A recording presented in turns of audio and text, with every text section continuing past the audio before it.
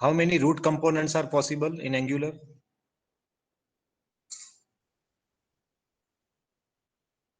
Correct. It is, there is only one. We cannot have more than one root component. How many children component a root component can have?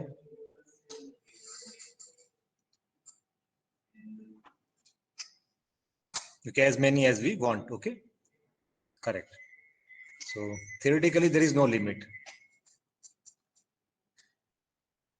and all the components must be organized in the hierarchical structure. How can we refer a component in its parent component? How can we refer a child component in its parent component? Via the selector. Okay, correct. So every component has the selector, and that selector name we can use in the parent component view. Again, component is consisting of what? What are the structure? What is the architecture of the component? What are the structural member of the component?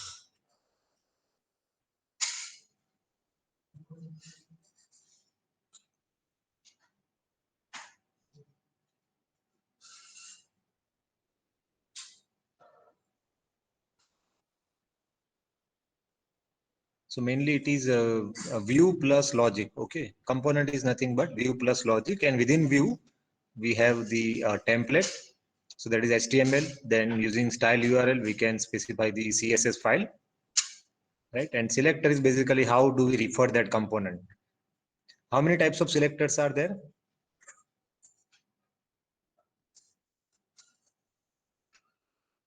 Correct. It is 3 selectors, not 2. What are? Can you name them? 3 types of selector in Angular. One of them is class selector. Then we have, correct, it is attribute selector and element selector. Okay.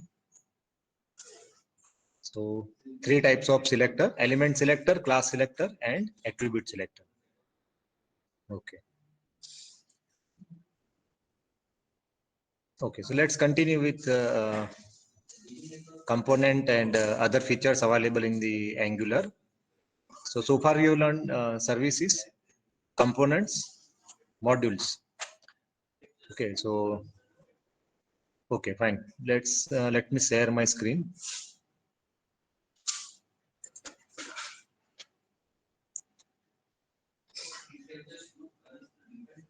Okay, we'll see that how to pass the data from parent component to child component.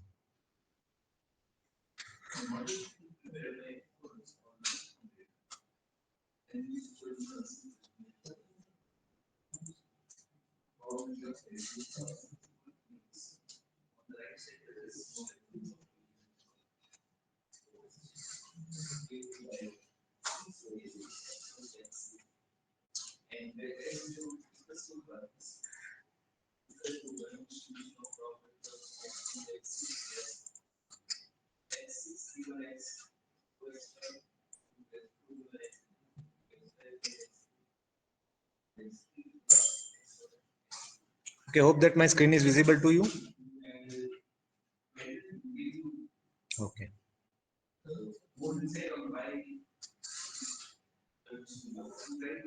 So this is the test component that we created via the command ng generate component. So, and this is the component decorator function. And as part of the decorator function, we are having 3 different values.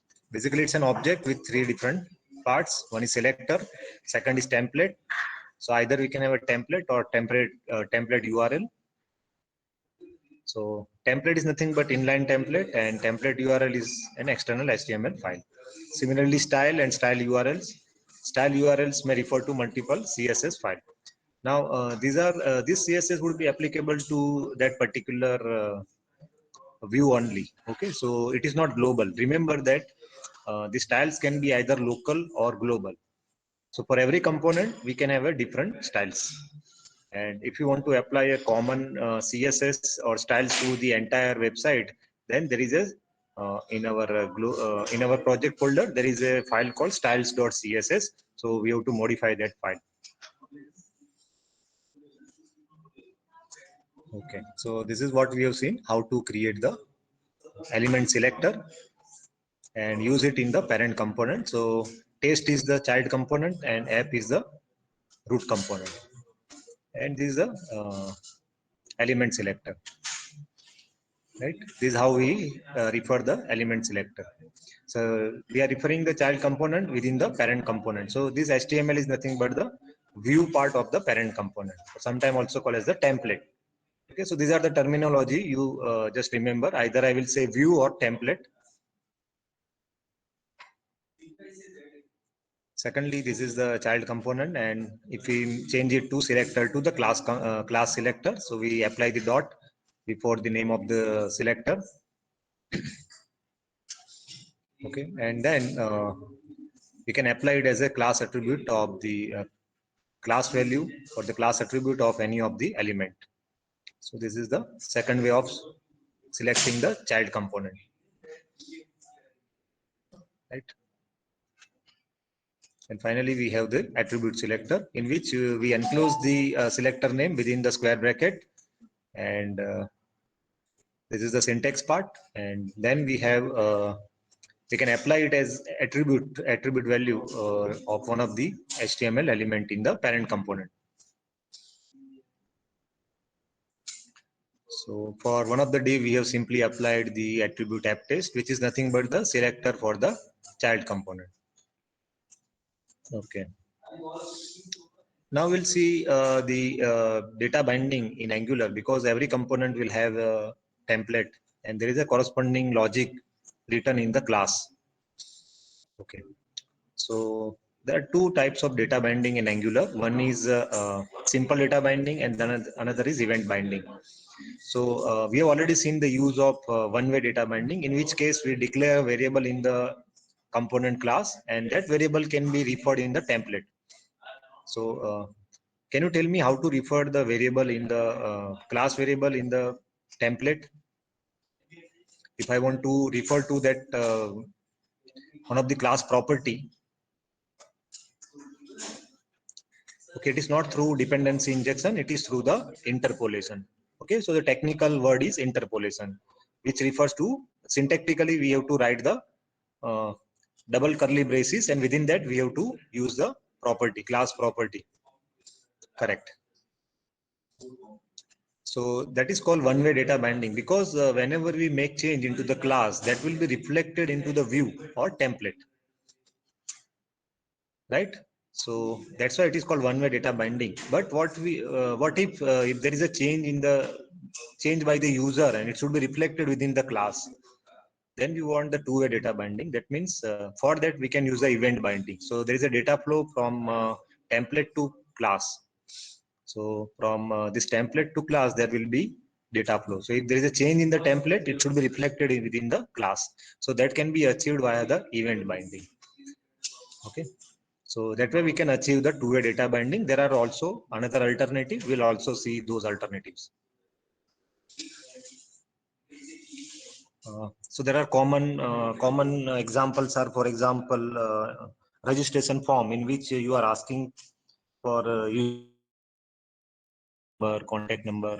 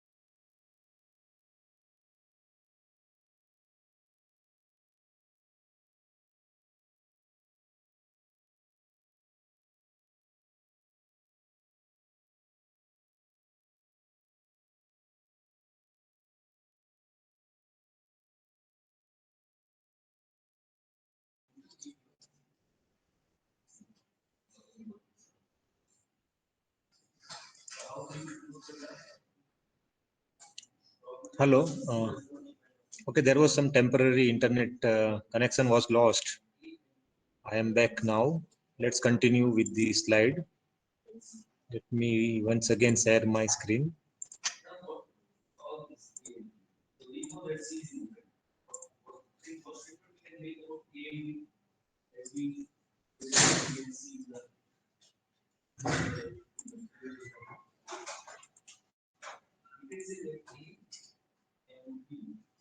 Okay.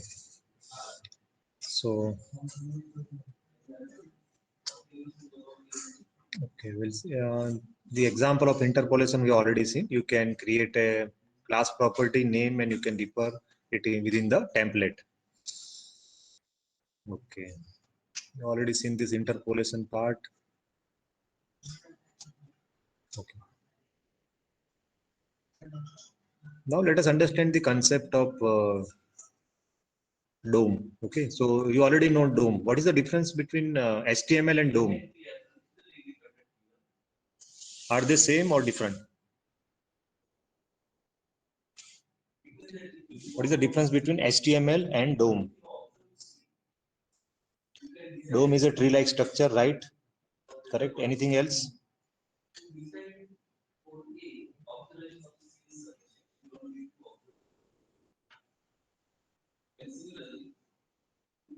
Okay, tree-like structure of HTML elements, right?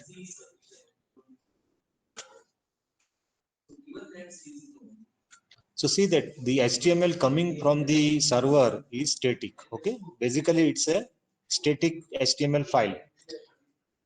So we cannot modify it, but browser will convert this HTML into the tree-like structure, and that can be manipulated because it is within the memory. It will create a DOM tree, and we can manipulate it. That means we can insert the node, we can remove the node, and dynamically the content can be changed or in the browser. So see that HTML will have some of the HTML content will come from the server, but it is static.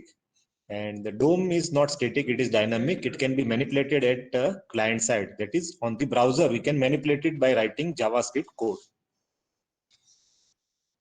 Correct. So now it will become clear what is so an HTML element can have attribute. You already know image can have source attribute. Then input element can have the attribute. All the different HTML element can have different attributes are there. So, and when it is converted into the DOM, we call it as a DOM property. So just note down the difference between these two terms. Whenever the content, the HTML content coming from the server, we call as a HTML file. And when it gets converted to the DOM tree, so those attributes we are referring as the data coming from the server, we call it as an HTML attribute, and the data that is manipulated by the browser, we call as the DOM property. Okay. There is a question: is style an attribute when used in inline? Yes, correct. Because style is an attribute. So if you return a style attribute and we have defined the style, then you can manipulate it by the JavaScript code. Okay, now so see that attributes are defined by HTML, properties are defined by DOM. So within the DOM model, we call it as a properties. So normally we have one-to-one mapping between attributes and properties. So most of the time there is a one-to-one mapping. For example, ID. Okay, an element can have the ID attribute. So in the DOM tree also there is a ID property. So just see the difference between the terminology that we are referring to. At one side we call it as an attribute, on the other side we call it as a property, right? But it is not always true. For some of the cases there is a HTML attribute but there is no corresponding DOM property. The example is call span. Okay, here you can see that example. Call span is an example where HTML attribute is there but there is no corresponding property. And there is also say DOM property called text content, but there is no corresponding HTML attribute. So you can see that there are some cases, but most of the time we have one-to-one mapping.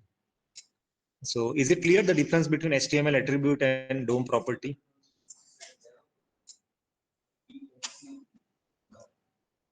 Normally, browser will convert all these HTML into the DOM tree, but some of the properties, some of the attributes cannot be converted to the DOM property. And similarly, DOM can have some of the property which there is no corresponding HTML attribute. And these are one of the example of that.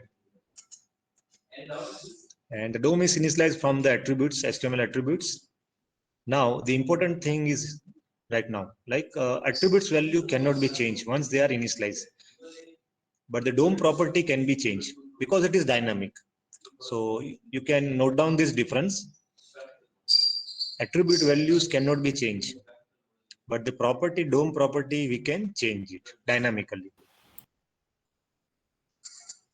Because ultimately through Angular, we will also modify the value at runtime. Data can be modified, table can be, new rows can be inserted within the table. All those things, dynamic things can be done by writing the TypeScript code within our Angular components. So at that time, we need to see that we are manipulating the DOM properties, not HTML attribute. Okay, so this is the code. I'm using the browser console window, and this is an example. Okay, let me check whether it is there on my system.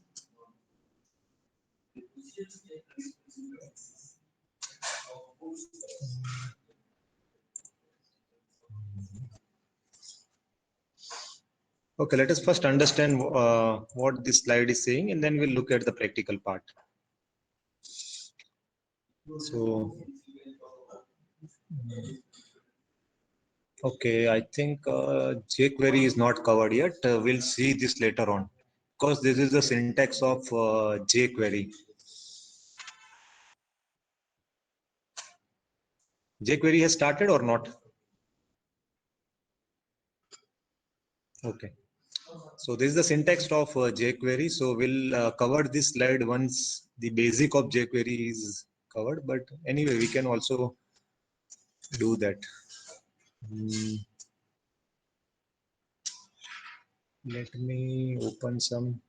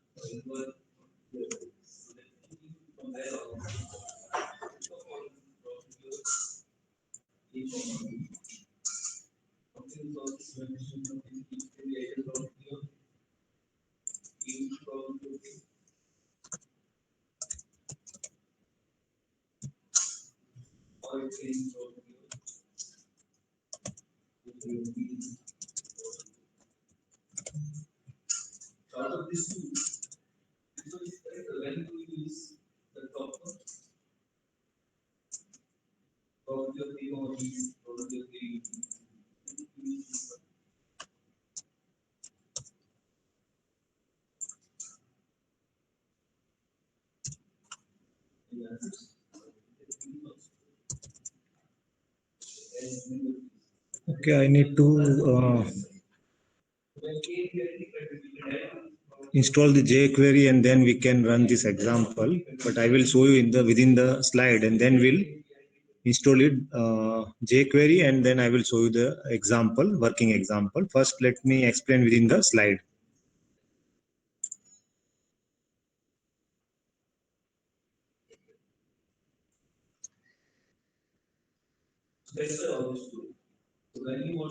Because this example to work, we need to install the jQuery. Okay. So what is the idea here that when we have some text available, so it is not working on my side here. Let me check.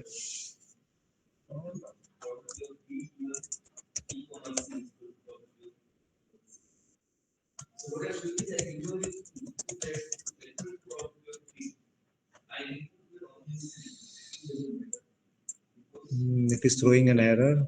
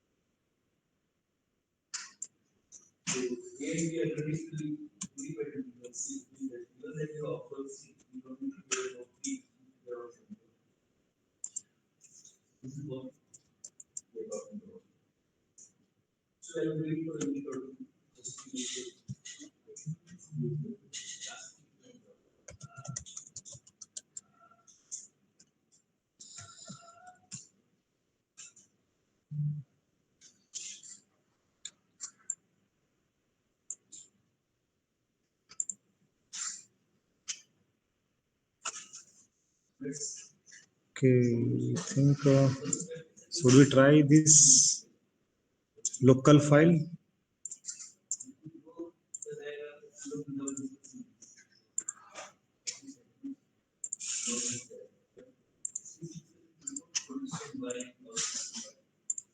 Okay.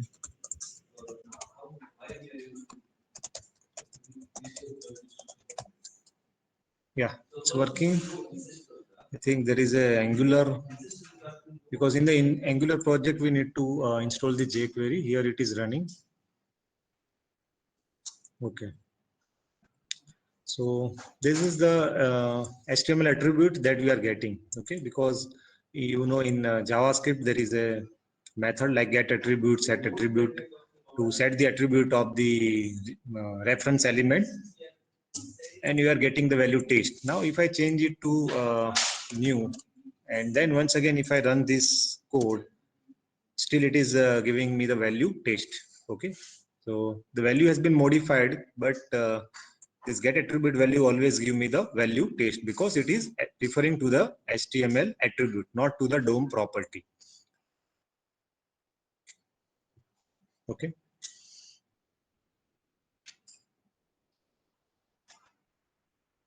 And there is also one more thing, dollar, sorry.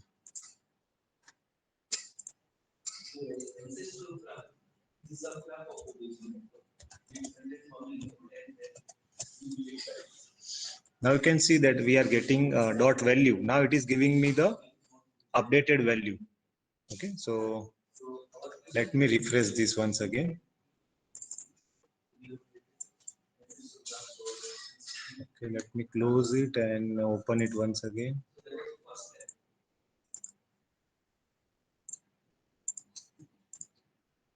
Okay. Okay, so using this we are getting the attribute value, get attribute. Okay, so we are getting the value taste. Okay, this input has the text value taste. And to get the DOM property, we can use this directly the value. So it is giving me taste, because now we have not changed it so far. Now if I change from taste to new, and then once again if I run this code, so still this get attribute gives me the result taste. And if I run this code dot value, then it gives me the updated text, that is new. So here we are referring to the DOM property, and here we are referring to the HTML attribute. So HTML attribute is cannot be changed. Okay, we'll get always the static value. But this DOM property is now updated. So updated value we can get it through this value. Again, you will learn in the jQuery that how to manipulate the HTML element by writing the jQuery code. But just to show you that how we can manipulate this thing, whether it can be modifiable or not, we can check it through this code.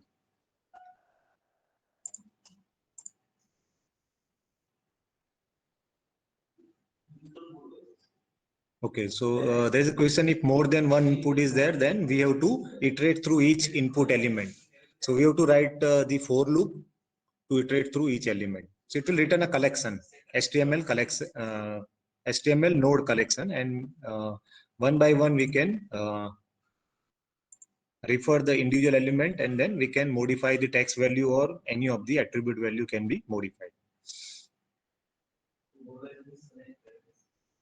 Okay. Right. I think this notation will work without jQuery, and if you have jQuery referred in your code, then directly this attribute and value should also work. Let me check that again. Does it? I think here it should work.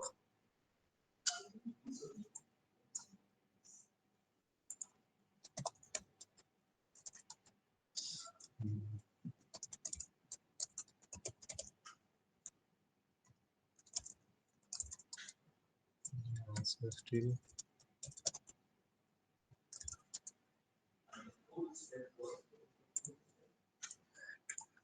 Okay. Yeah. So see that we are using jQuery. It has been deferred in our file. I have inserted the online jQuery CD, and that's why you can write down this notation also. That dollar input, we are referring to the element, input text box, and we can use this function val to get the value.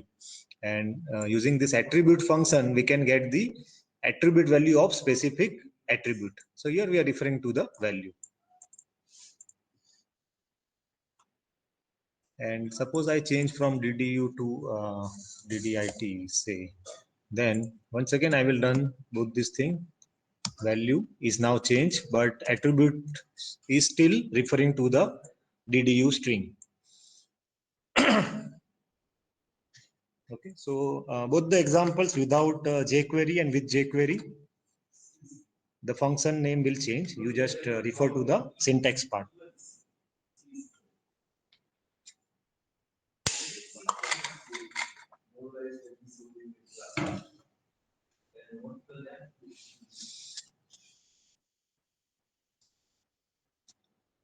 Okay, fine.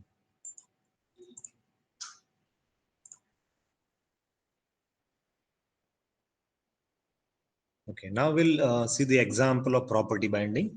So this HTML element can have these attribute. If you want to change those attribute, we can use this concept of property binding. We can bind one of the class property. So whenever we change the class property, it will be automatically updated into the template. So this is an example wherein we are using some div with the attribute ID, which is we can bind it with the property called myID. So let us see the example. Let's change it in the code. We have okay. Okay. We have one of the div, and then ID equals to. So normal way to change the ID, we can use the interpolation. And another way is using the property binding. Suppose I want to change the ID at runtime, or suppose instead of say image and source, instead of say div, let's go for image. And I want to change the image path at runtime. Okay, so I will use the property binding syntax, in which we have to simply enclose the property or attribute name within the square bracket. And here I will refer to file path, say image path.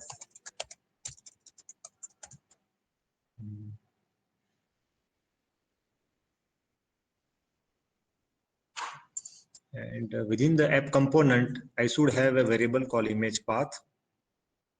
Declare that variable.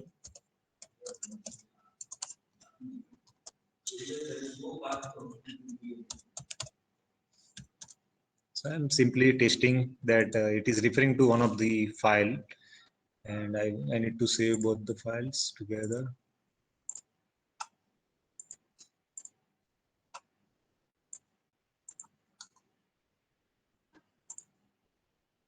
Yeah.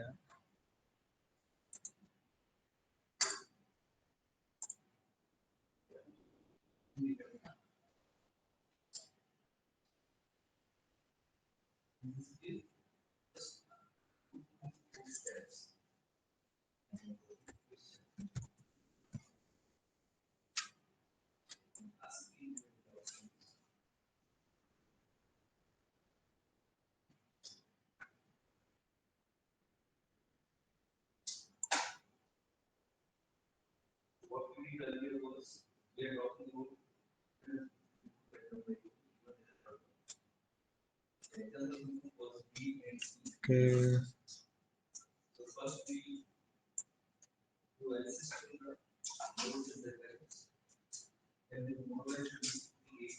I think, is it readable?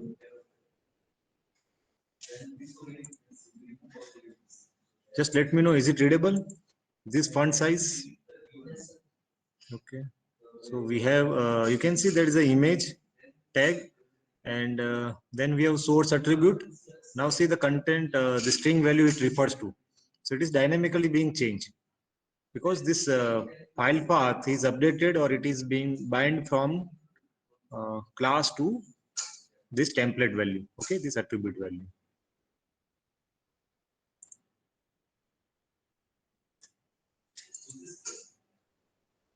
And this additional attribute that you see are inserted by the Angular. Okay, so right now we are not interested in those part, but the important thing is see that source of the image is bound to some file path. If we have a file with that, if the file with that name exists, then it will be displayed over here. But right now it is not being displayed, and you can see that alternate text is being displayed. Text. So normally, if the file is corrupted, file is missing, then this alternate text will be displayed by the browser. So currently there is no corresponding file with the name taste.jpg. So that's why it is showing the alternate text. Okay. So this concept is called property binding in Angular. You can bind a property. Let's go back to the code.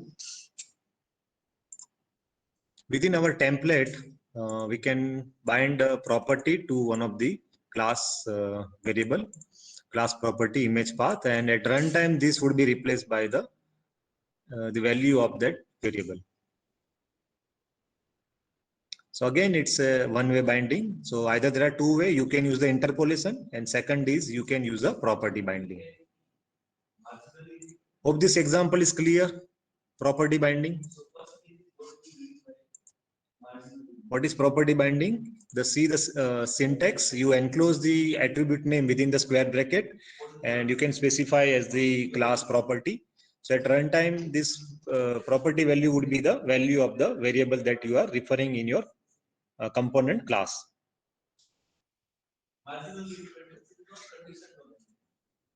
Okay, fine. So this is also called the one-way binding. Yes, so within the code, if you are changing that source, let me show you that code. So at runtime, if we change this variable image path, it will be within the view, it will change, but not vice versa, because it's a one-way binding. Are you getting? It's a one-way binding. If I change it at runtime, suppose this value is being changed, then it will be changed to the view. But if we are changing this value in the view, it will not be reflected back to the component class. And that's why it is called one-way binding. If we want the two-way binding, what we need to do? We need to handle the event, and by handling the event within the class. So we'll see the example of that, so that we can achieve the true two-way binding, two-way data binding.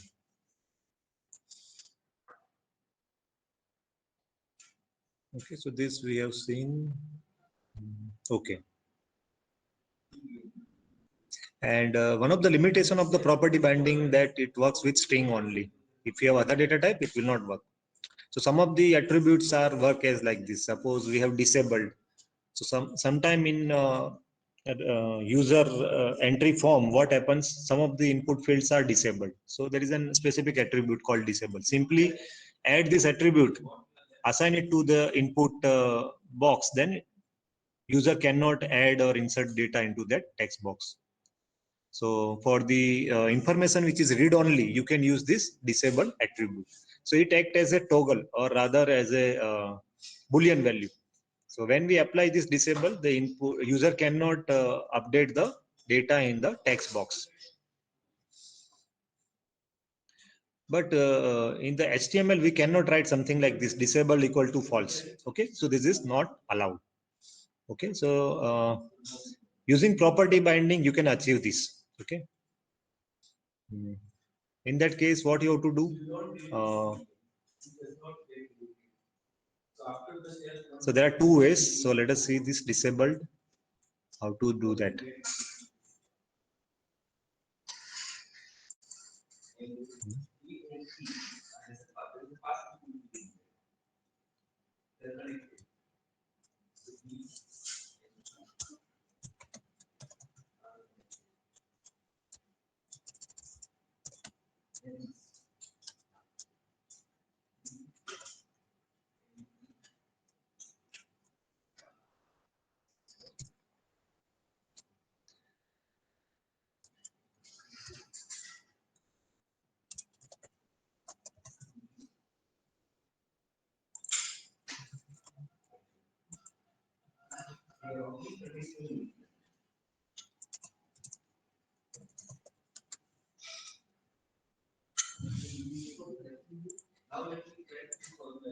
So what do you think? What will be the output after making this change? You can see that now disable property is set to is disable, and disabled value is it's a Boolean variable. So TypeScript will automatically infer the data type of the variable by the value that we assign to it. So now onwards, this is disabled will be considered to be the Boolean property, and if we try to change it to some another, suppose is disable.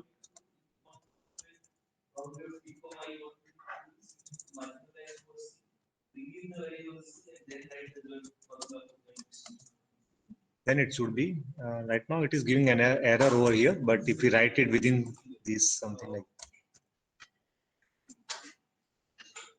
equal to some string, then it should show me the error, because now is disable is a Boolean value. Okay, so this is TypeScript specific thing. Okay, so let us save this and see the output. Okay, so now you can see that we cannot add it into this text box because it is disabled. At runtime, you can change this behavior based on the user input. You can disable the text box or you can enable the text box. But right now it is one way. That means it is coming from the class. If the value is changed within the class, then it is suppose we can have a radio button, and if the radio button is selected, or we can have a checkbox. If the checkbox is selected, the all the text box would be disabled by calling this by setting this value to be the true. So that kind of logic you can easily implement. Okay. And second way is you can use this bind disable equal to this is disabled. So we can change this code over here. This is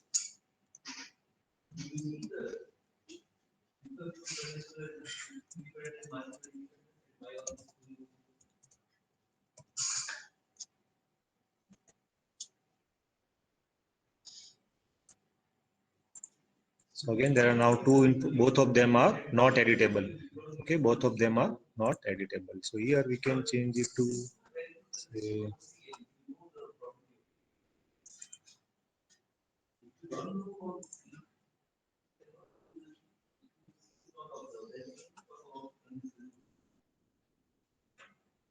Okay.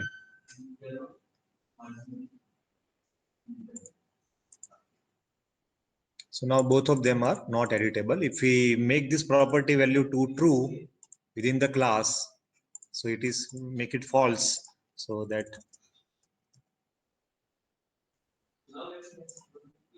and we'll be see that now we can edit the text box.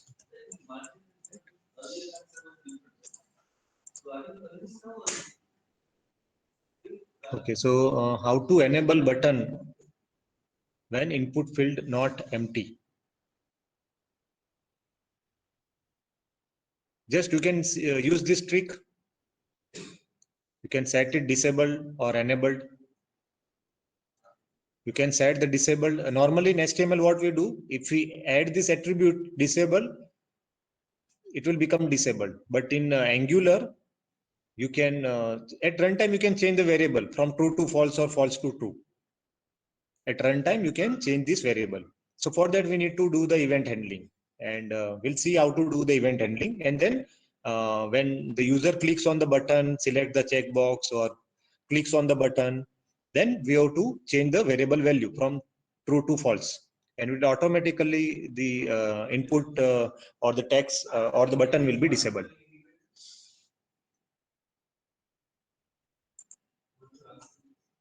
Okay, so this is property binding. Then there is a class binding. So you know, in CSS classes, we can at runtime, if we add the class, then the styles will change. Okay. So do you know how to do this in JavaScript? How to change the class property at runtime?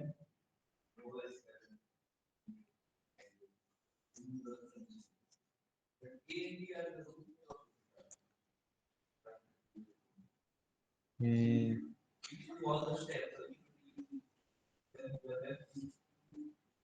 Basically, if I want to change the theme of our web page, so basically I want to, so there are many classes, corresponding CSS classes defined in the style sheets. So if I want to apply the class, I need to add that class as part of the class attribute. And if I want to remove it, I need to, if I remove this, then this corresponding styles would be removed. So yes, it is class list.add. There is also one method called add class in JavaScript. Using add class, you can add the class at runtime.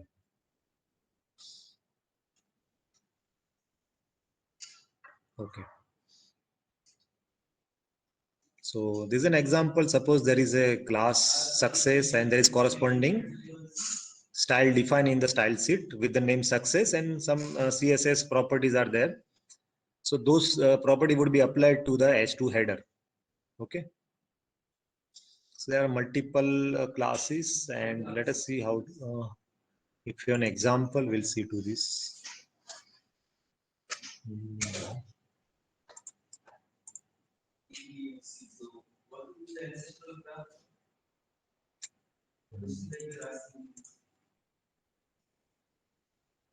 Okay.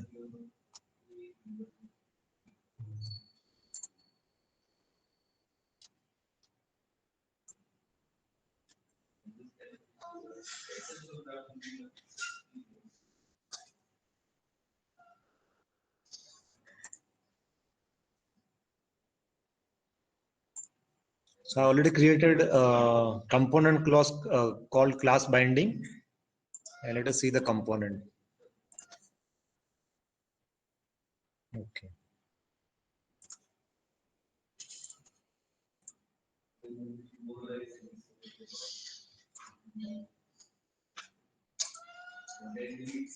Okay. So we need to refer to the style. So these three styles are there: success, failure, and spatial. So suppose success means the font color would be green, failure means font color would be red, and spatial means font style would be italic. Okay, so as a simple example, consider these three CSS classes. Okay, so here I have applied the inline style. Okay, so see within the template there is an H2 header. Class is success. What will happen here? This string first would be in green color. Okay. Now, second is using this property binding. So for property binding, we enclose the property within the square bracket. And here the value is result class. What is result class? See that. What is result class?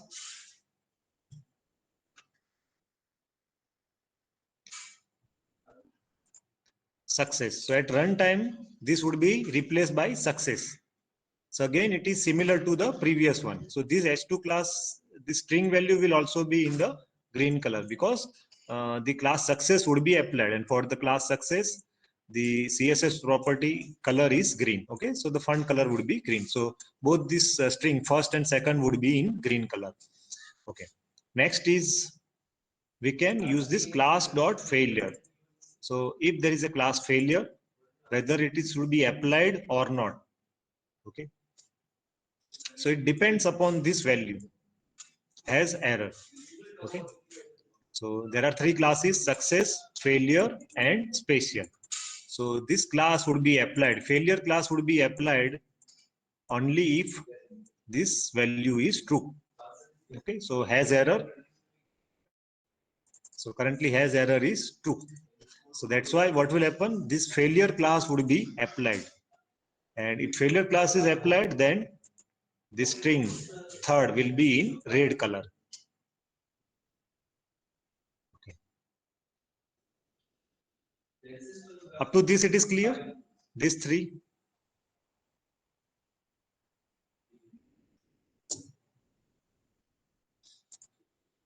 This we are using normal class. This is our property binding. And third one is specific class. So there are three classes. So if I want to dynamically apply the value, class value, so suppose this failure should be applied if there is an error. So if this Boolean value is true, this failure class would be applied. If this Boolean value is false, this failure class will not be applied. And whenever this failure class is applied, corresponding CSS properties would be applied to that element.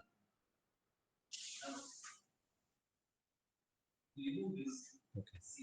So these are the normal requirement, and that can be fulfilled by using the class binding. And finally, suppose we are, this is for individual, like failure, then success, and then we have special class. So suppose I want to do it for multiple CSS classes. So there is a special syntax in Angular. You can use the ng class property. And here as a value, you can specify text class. What is text class? Now see that. This text class is an object consisting of different values like success, failure, spatial. All these are Boolean values. And based on this Boolean value, corresponding CSS classes would be applied. Here we are enabling or disabling only single class. But if there are multiple CSS classes, and if I want to selectively apply them, then we can go for the one more syntax called ng class. And as the property value, we can specify the object containing the different Boolean values for those classes. So once again, you can see it's an object with a different class name, and value is either true or false. Is it clear? So for the fourth string, what will be the color? It depends upon this text class. And what is the object value? Success, will it be applied? So we have to see has error. Has error is initialized to true. So complement of it is negating it is false. So success is false. So that class will not be applied. Failure will be applied. Yes, because has error is true. Is spatial will be applied? Yes or no? Is spatial? Yes, because its value is also true. So the text will be in italic form. So this is a concept called class binding.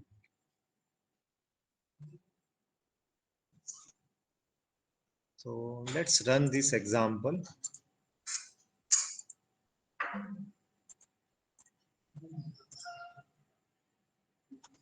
Okay. So you can see that first and second both are in green color. and third and fourth are in red color. So once again, go back to the code.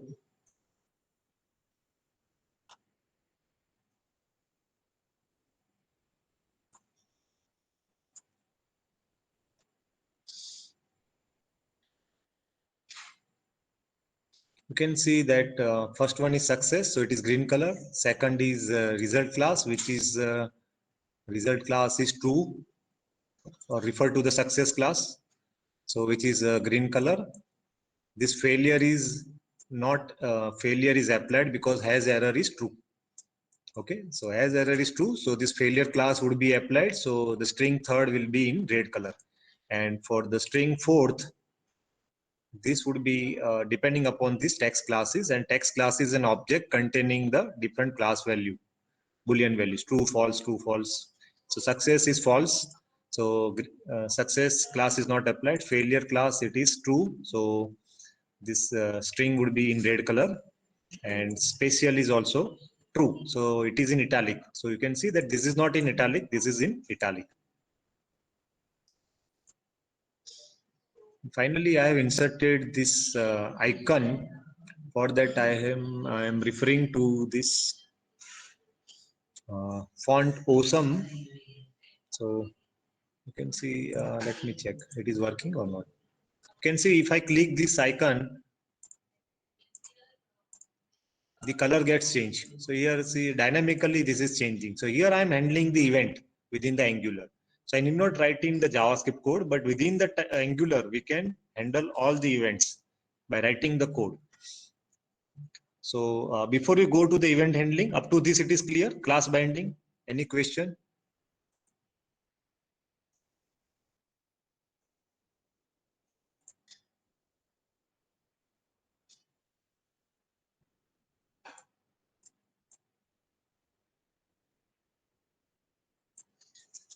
Any doubt in the class binding?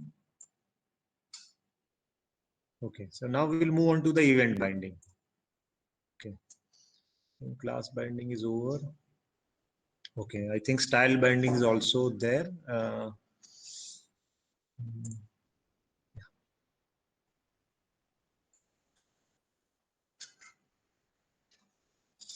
Where to declare these variables within the class.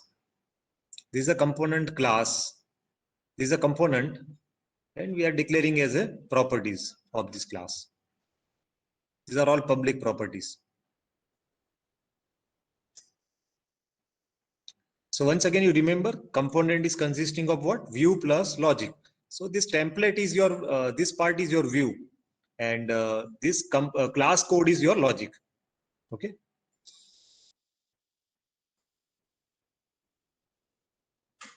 So once again, here you can see that I have declared a variable is favorite. So here I'm toggling this variable. So whenever user clicks that icon, then it is automatically changing its color. Okay, so is favorite is true or false. So based on that, we are using this icon. Let us check that a specific class is being applied depending on whether the value of the variable is favorite. Okay, let's again, before moving on to the event handling, we will see the style binding.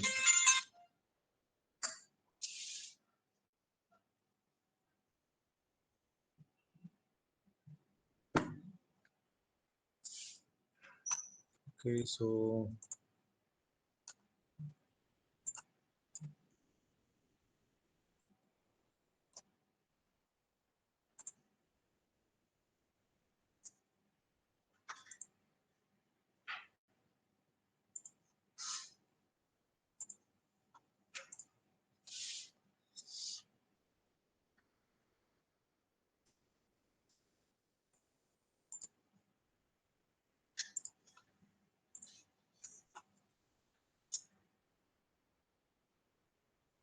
okay.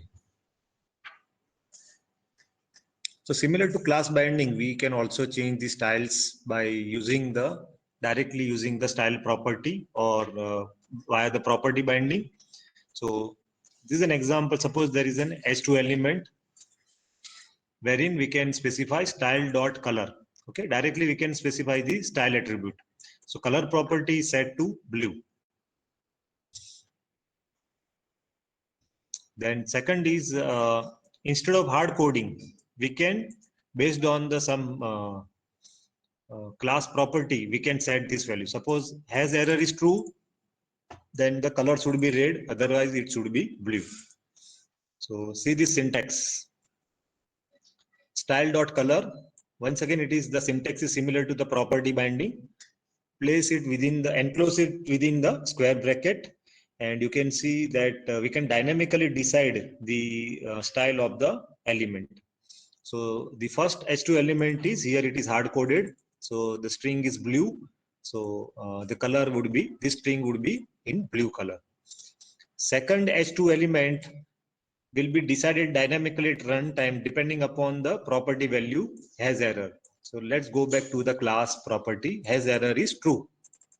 Okay, has error is true. So here this is true. So the color would be red. Okay, so this is also simple.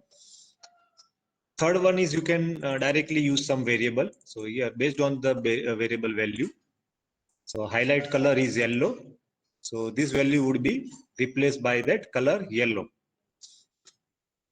And if you want to apply the multiple styles, okay, here we are selected only the one of the property, color.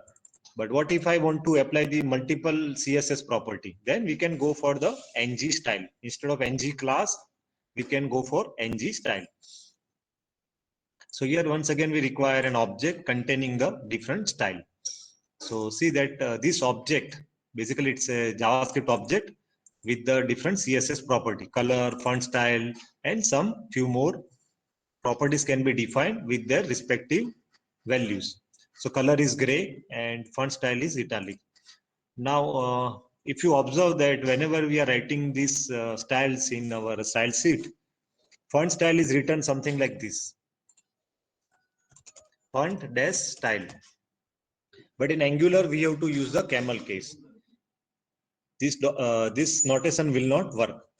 So we have to remove the dash and we have to capitalize the first letter of the word. So see over here, it is written something like this, font style.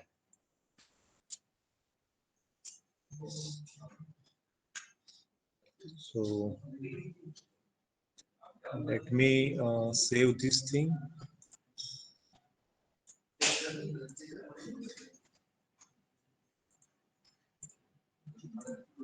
Okay, so you can see that first one is in blue color. Why?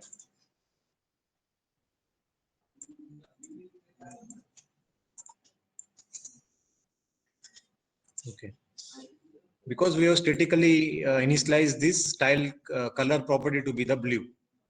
Second one will depend upon the variable value has error. So has error is initialized within the class. Within the class, it is initialized with the value true. And that's why this expression will result into the value red.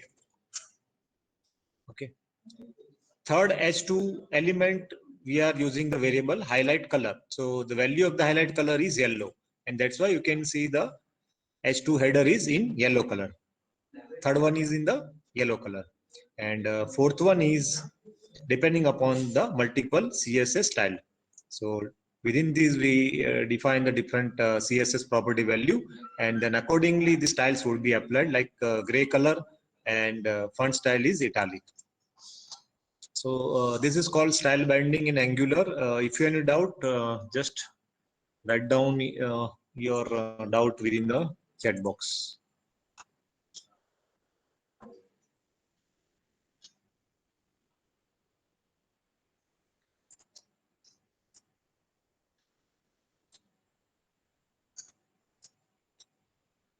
Is it clear?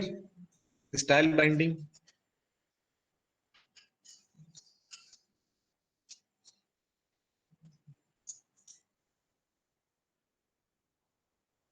This one is hard coded. This one is depending upon the variable. So basically it's an expression. And here we are using the variable value, but this is more general ng style property. Okay, this is Angular specific. It is not available in the HTML. This is Angular specific ng style you can see, use, and multiple CSS property can be applied via this object. So this is referring to one of the object, JavaScript object, with the object fields are nothing but the different CSS properties. So this class is very simple. Basically, it's a child component of the app component. Okay, this is a, you can use the ng generate component syntax to create this component, and within the component, I am basically modifying the template and this class code. Okay. So these are very simple example, but to understand this thing, and you can use this in your code. Okay, let's move on to the next one. Okay, now event binding. Okay, so see this syntax, how to handle the events within our Angular component. So the event, you just place it within the parenthesis, the event name, suppose button click event, and then you can invoke the function which is available as part of your component class. You can invoke that function. Okay. So rather, okay, let's go back to this app component. Temporarily comment this thing, and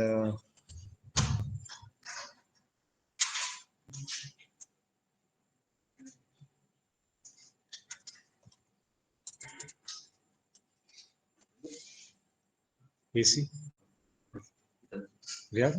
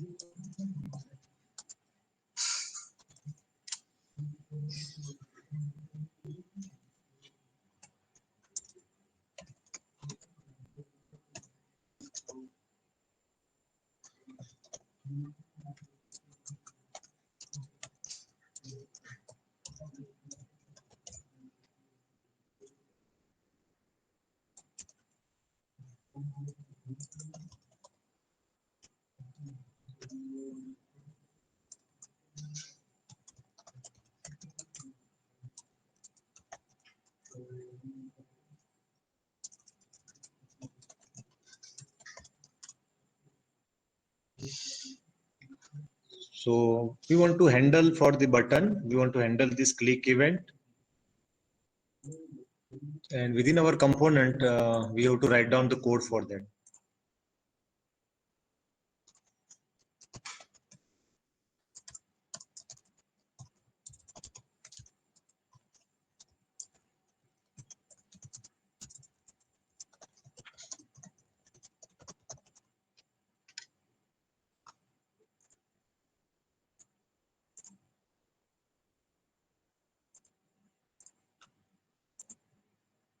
Okay.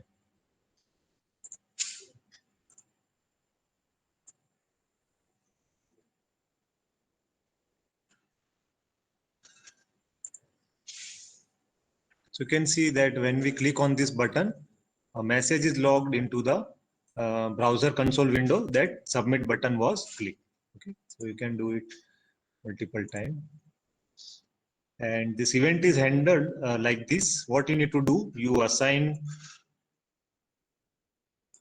Okay. Within the parentheses, you define which event you want to handle. Suppose it is a click event, and when that click event is handled, what to do? We are invoking this on submit function. Basically, it's a method of the component class. Okay, it's a method of the component class. So on submit will be invoked, and it is simply logging the message that submit button was clicked. So it is very simple to handle the events, and here also. suppose instead of this, what we can do, we can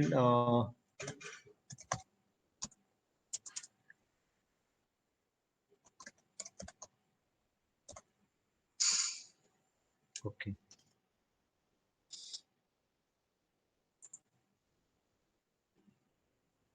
So currently it is updatable. Okay, but if I click on submit, you will see that submit.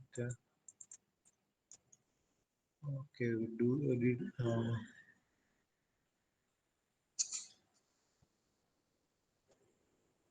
We need to apply it to this template. Okay, we have not applied to the template. We have to apply to the template.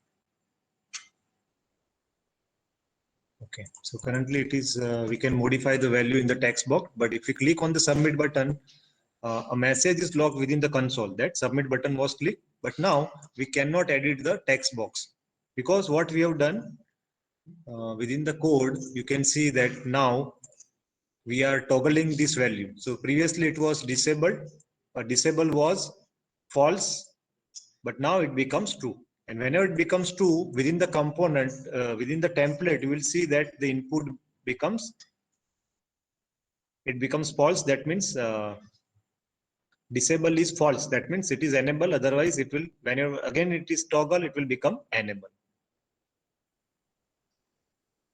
So that's again. So now it is editable because I have clicked it submit button once again.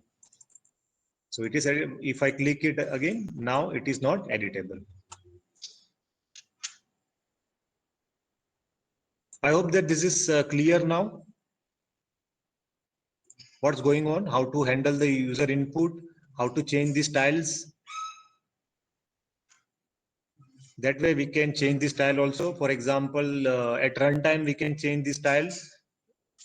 Basically, you have to handle the event like this, and within the event handler, you write down the code. For example, changing the styles, adding the class, all these things you can do. And by combining this, you achieve your objective. Okay. Okay, so this is one way to handle the event. There is also another way, wherein you specify the event via the prefix called on dash click. Within for that the syntax, you do not require the parenthesis. Okay, so these are the two syntax. We have seen this syntax. Second alternative is you write down the prefix on click.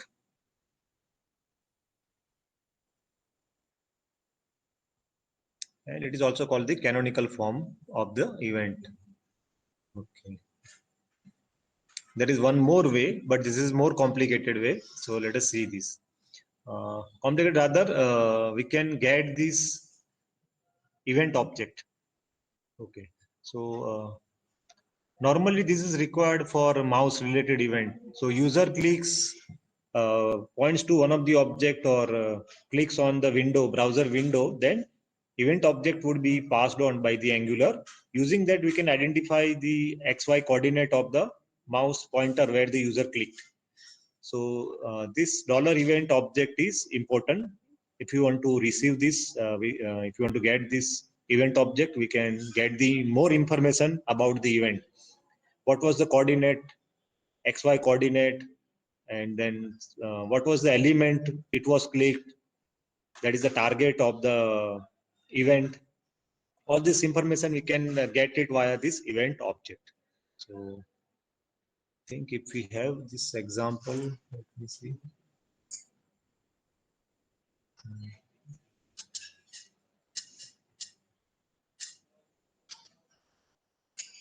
You can let us pass this over here. $event.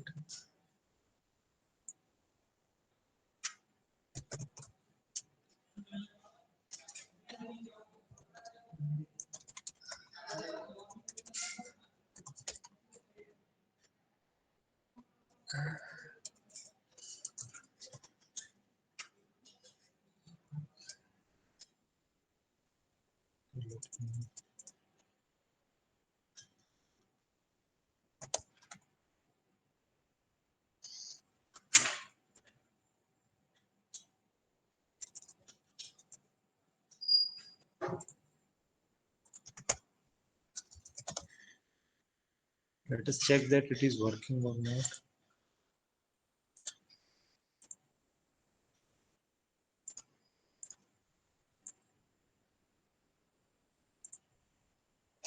Okay. So see that when I click on the submit button, what we are doing, we are getting this event object, and this event object dot property called target. Okay, target means user has clicked where. So user is clicking on the input button, which is nothing but our submit button. So you can see within this output, you can see this is our button. So the entire object is written. Okay, the entire object is written along with its properties. So these are the property of the button. So there are many properties available, but we are not utilizing all of them.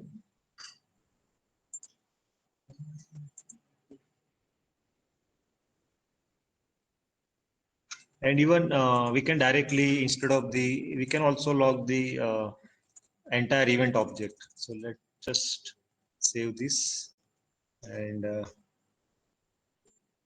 once again click on submit. So the message is logged, as well as the event, the entire object is being written. So what you can get, for example, this target property, the coordinate value, client X, client Y, then additional values are the X and Y value. Okay, the type is, event type is click, what type of event occurred, the target element, and these other properties are also there, page X, page Y, offset X, offset Y, all these things.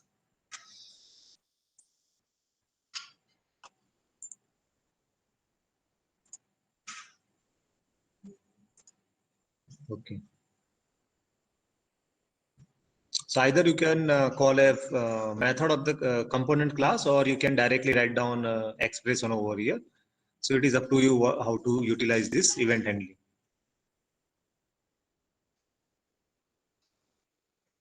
Okay. So there are many events. Suppose you want to handle the keyboard related event, you can use key up, key down. So when the user presses key from the keyboard, for example, if the user presses the enter button, then we want to submit the form. Normally, this is the behavior in HTML form, that whenever user is pressing the enter, the default action is to submit the form. So again, before submitting the data, we have to check whether all the required fields are available or not. If they are not filled up, we cannot send the data to the server. So the validation code can be written within the event handler.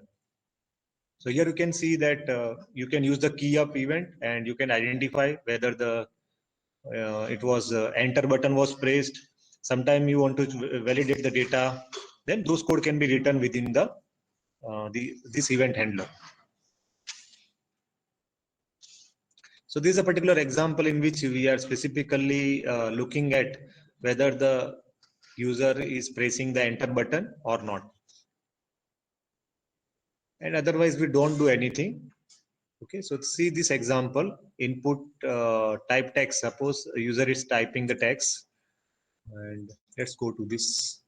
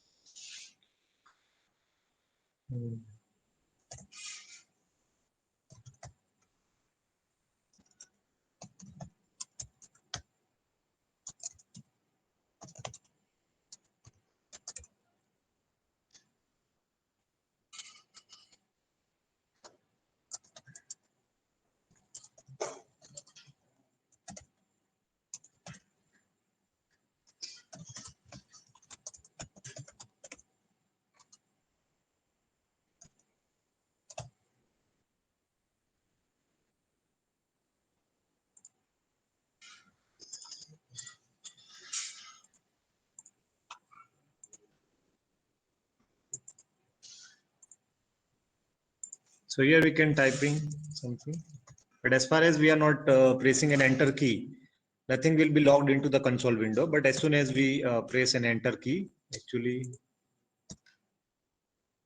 it is working or not. Did we save all the files?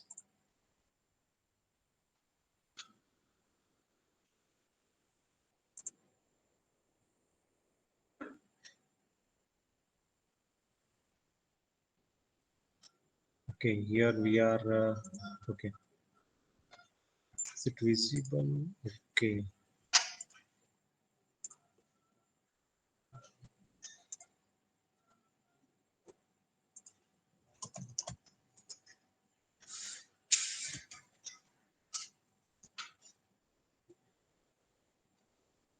Okay. So here we are entering some value, and as soon as we press enter, you can see that the message is printed or logged into the console window. User has pressed the enter key. And what type of event occurred? It is key up event. Okay. And normally we are writing the validation code within this event handler. So check that all the required fields are there filled up, and check for the validation of email field, mobile number field, and all those. Validation can be done within the event handler.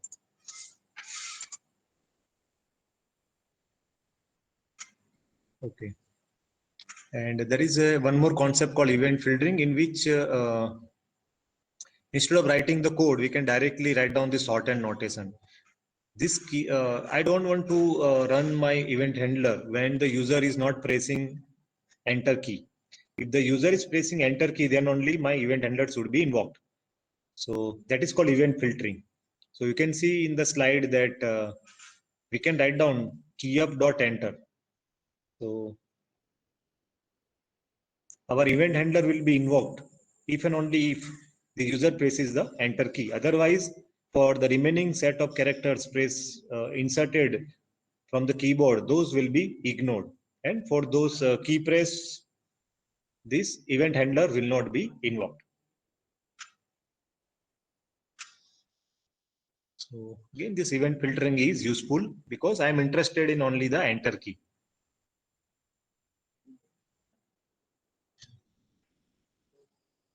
Okay. So next concept is template reference variable. Before we look at it, let me check.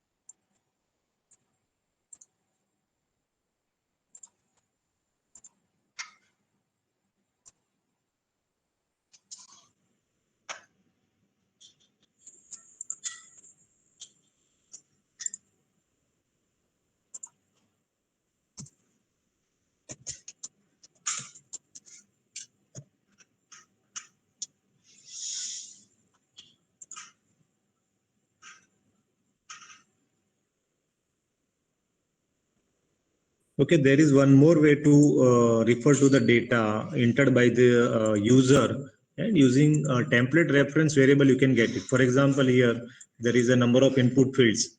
User is entering the data, and when the submit button is clicked by the user, at that time we need to get this data, say first name, last name, and so forth. All this data we want to get it, and those data we need to send it to the server.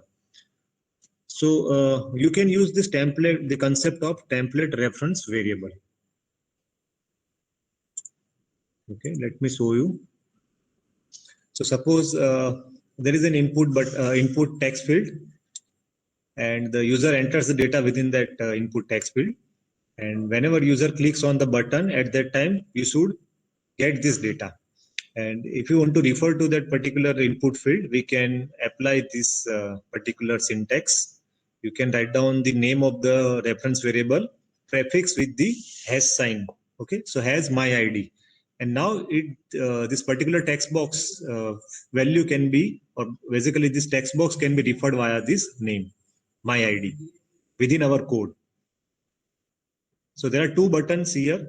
One button will get the text box itself, and the second will get the value within the text box. So it has been highlighted in the yellow color. So either we get the reference to the entire text box input field, or second is we get the only the text value available as part of that text field. So here.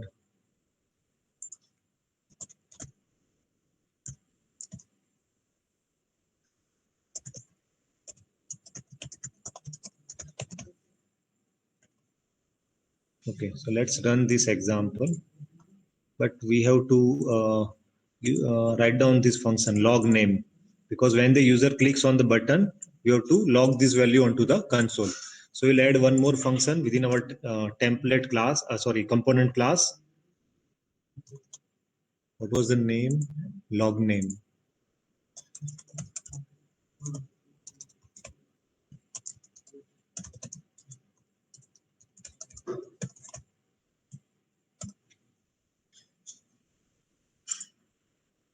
Okay.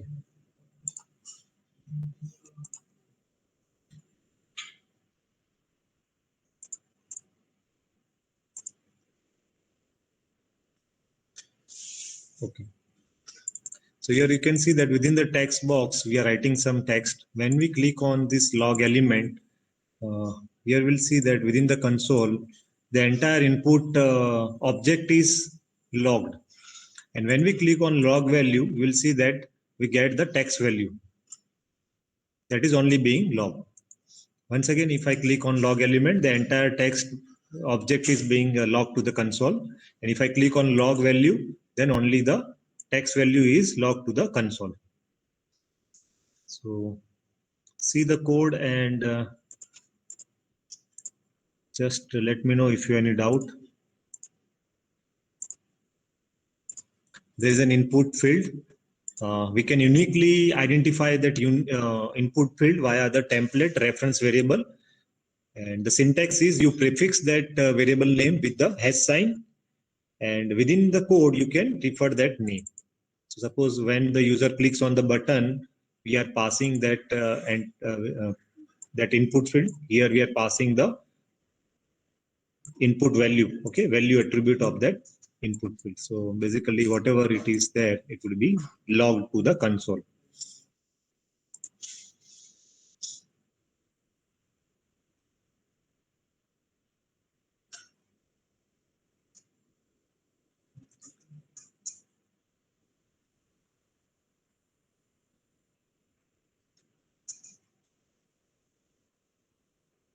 So once again, go back to the example. If I change this string hello, and if I use the log value, you can see that hello will be logged to the console. If I change to hello world, again log the value, then this hello world would be logged.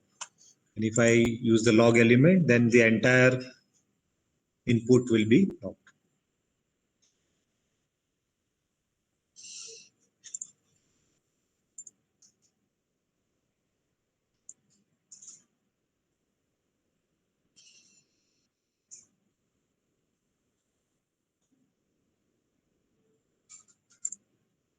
Okay, any doubts so far?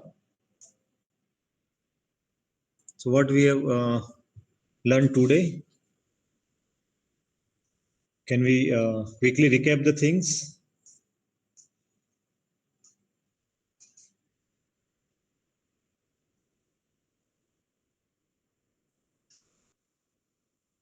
Yes, property binding. What is the syntax of property binding?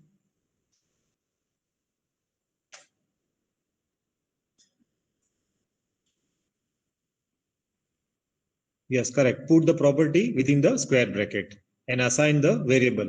So at runtime, it will be assigned that value. Second, what we have learned? Class binding. Okay, so either we can write down the syntax class and the value, or we can specifically write down class dot class name. Okay, what we can write down? Class dot class name. And we can assign the value. And again, this value can be static or dynamic. Normally, this is the value is dynamic. So we assign it to some variable, and depending upon the variable value, that class would be applied or not. And there are two ways: either you can go for specific class, or you can go for the general syntax for using the ng class. Okay, so and the ng class value should be a object with different class name and its boolean value, which can be true or false. If the value is true, that class would be applied to that element. Otherwise, it will not be applied. Then we have style binding. Style binding is similar. In style binding, we have style dot property, CSS property, and the value, which can be static or dynamic. And once again, you can use the object as the style, wherein we can specify all the style properties along with their value, wherein we can use the ng style. Okay, so individual property can be set, or in general, using the object, we can define or apply multiple CSS property via that object. Then we have seen the event handling. Event handling is very easy. Simply assign the event, put the event within the parentheses. Click event, mouse related, key up, key down, form load, unload, and write down the corresponding event handler within your component class. So define a method for that and simply invoke that while that event is invoked. So when that event is triggered, our event handler will be executed. And finally, we have seen the template reference variable. Using template reference variable, you can get the value of that element. So normally this is required in a registration kind of form, wherein you are getting the input value. User will enter the data, and when the user clicks on the submit button, we want to get this data. So for each individual input field, we are getting the value. We can assign a unique template reference variable, and then using that, we can get the value within our code. And okay.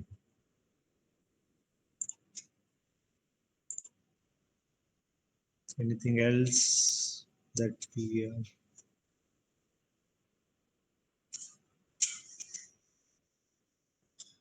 still okay? This is also there. The difference between HTML attribute and DOM property, because HTML attribute will not change, but the DOM property can be changed by writing the code, TypeScript code or JavaScript code. Ultimately, TypeScript code will be compiled to the JavaScript code. So we can handle this event. And okay, interpolation we already covered. Okay, so this is how this data binding works. If we have component, you can see in this figure, there is a component and DOM tree. So from the component, using the interpolation, we can update the DOM tree. If we use interpolation, whatever the component value, which will be reflected into the DOM tree. So it's a one-way data binding. Similarly, using the property binding, using the square bracket, you can write down within the square bracket, you can write down the property and assign the value, that would be reflected into the DOM. So both are one-way data binding. But event handler is the also one-way binding, but in the opposite direction. So from DOM tree, user is interacting with the browser. So an event would be generated, event would be triggered, and corresponding handler will be invoked within the component, and we can process that event. So that is the data binding or in the opposite direction. So for example, if the user clicks the data, we can change something. So let's go to this example. Let's make change. Okay, let me add one more button.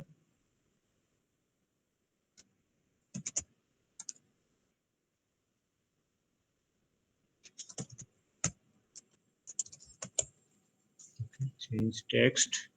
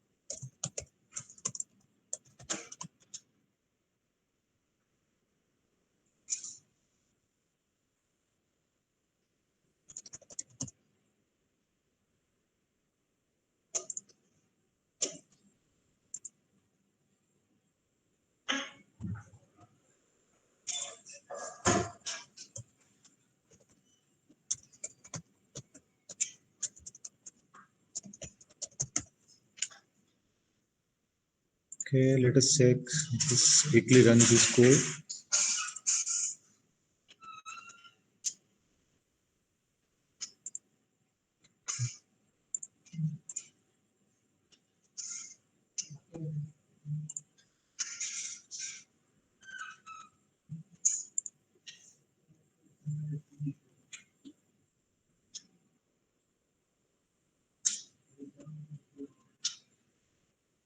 Okay, so we have this text box with some value, but if I click on this button, the text value is getting changed. So now there is a change from DOM. Basically, the DOM property is there. You can get some other value also from different text box also. I have a hard coded it, but you can read it from other value. So here you can see that within the code, right now this is hard coded, but you can read it from some another variable. For example, using template reference variable, you can get this value. Okay, so suppose I pass this value text, new text.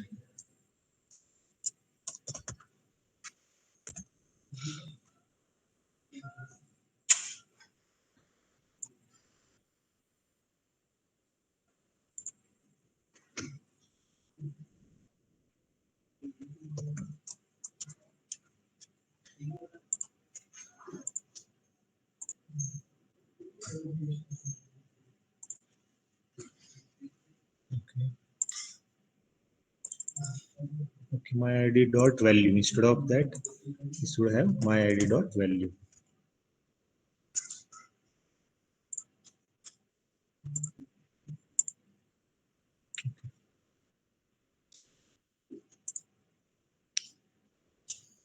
So see that suppose I want to replace this text with this text.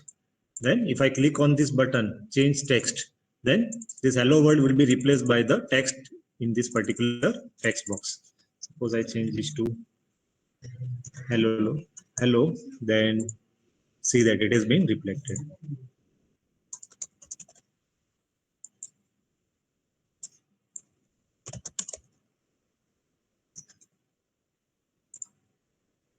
So this is how you can do the event handling. And basically you are getting the data from the user and you are updating this to the another, or even you can change the variable also.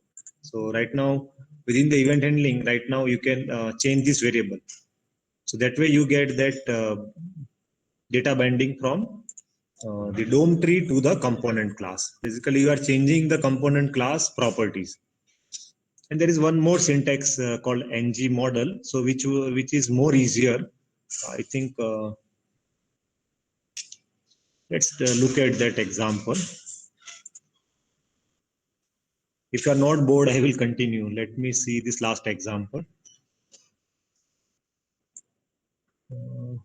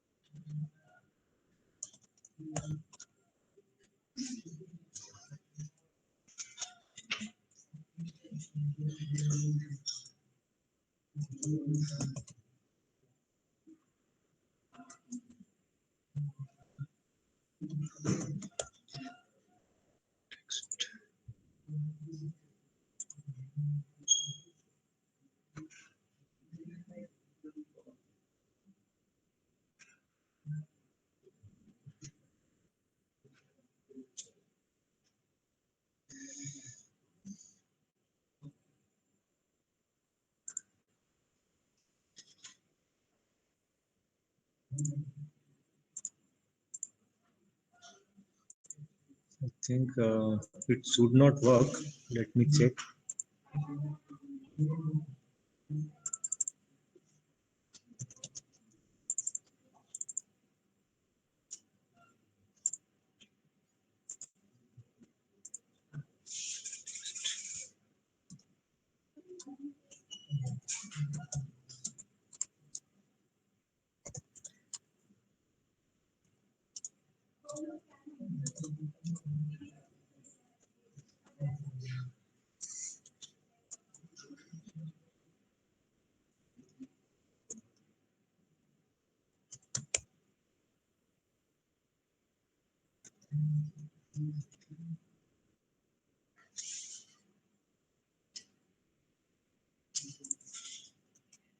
Okay, so see that what is happening. As soon as I'm writing the character within the text box, the value gets also changed in another text box.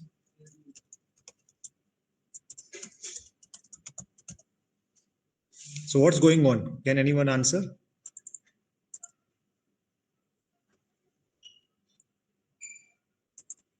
What I have done here, whatever the value I'm changing over here, it is being reflected into the another text box.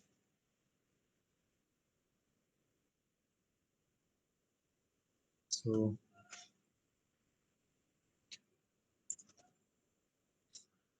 see that what is happening, that I'm using this ng model syntax. Basically, it's a two-way data binding. So I'm setting the its value as my text. So what is the value of my text initially? Initial value of my text is hello world. You can see within the code.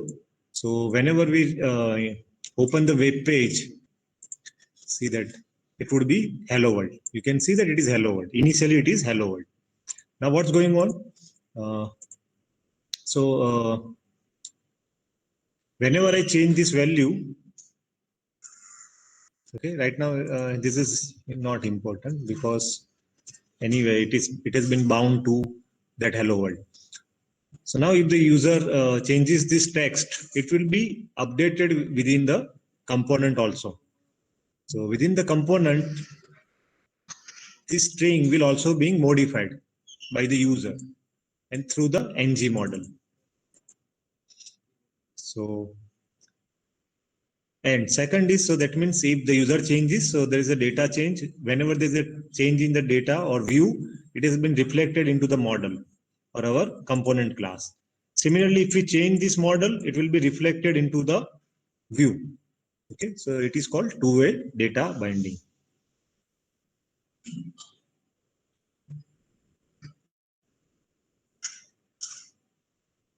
So this is the simpler syntax. It is also called as the syntax is also called as the banana in the box, because we can have this parenthesis as the banana.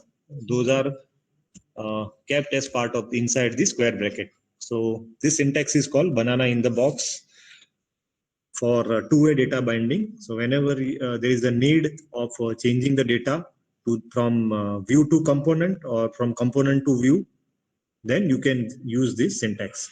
As soon as the user changes the data on the browser, it will be updated into the component, and through the code, if the data is changed into the variable, it will be immediately reflected into the view as well. So you can see that we are handling now.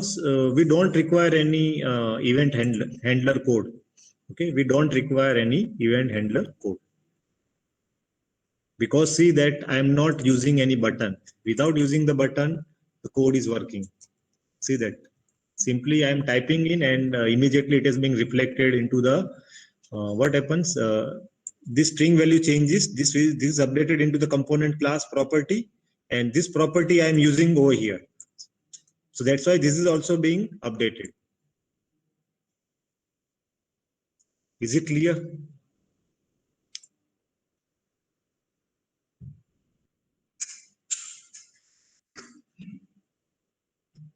So currently there is no event. Okay, there is no event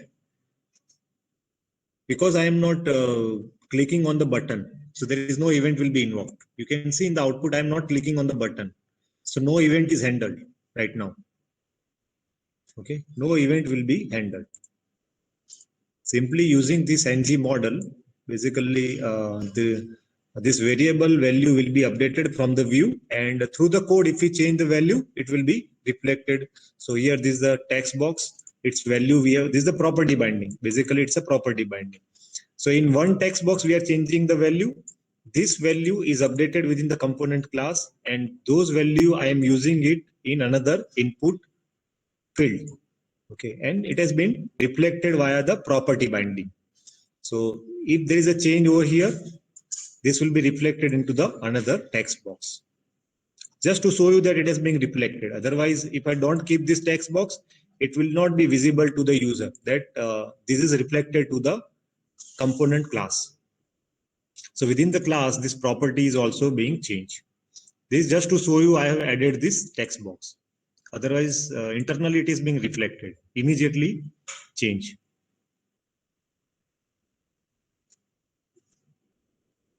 So that's what we call it as a two-way binding, two-way data binding through the ng model. Okay, fine. We'll stop at this point. I will upload this slide onto the Moodle because this is the end of this first slide. We'll continue with more topic from the next lecture onwards.